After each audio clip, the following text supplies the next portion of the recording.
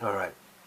Over the last year and a half, people, in my view, have fallen into three groups.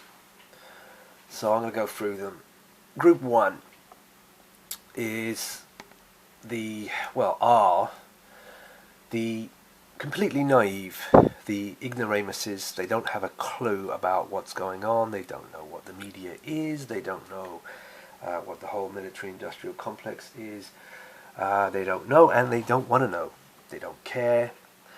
They are in blissful ignorance, because ignorance is bliss. It is bliss right here. They can bumble around like zombies, not knowing a thing. Oh, I've got to be scared. Okay. Oh, I've got to be injected. Okay. Oh, I've got to be locked up. Okay. Oh, I've got to lose my job. All right. You know, they're unencumbered by any knowledge or nous, as the Scots would call it. Just no wisdom, nothing. Then there's group two, the Malcolm's in the middle. Now, this is the worst group to be in. These are the willful ignoramuses. Now, these are the ignoramuses, but these are the willful ignoramuses. These people do know something.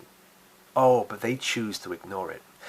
They want to be back in their naive bubble of group one. They want to be back in that state, right? And I'm going to mention that Star Trek film in a minute with Psyop, because it's all about this, and I'm going to go through that in the next video. So anyway, they won't listen.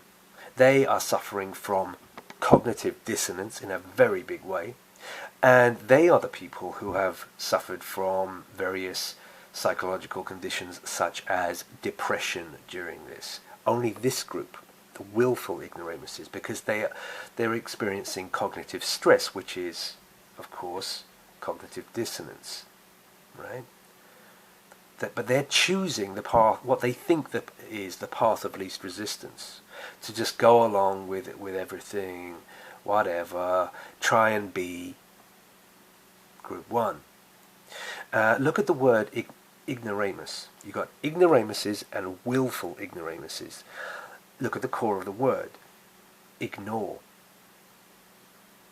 Right? They ignore people like you and me who warn them about certain things, and you know what things we've been warning them about, right?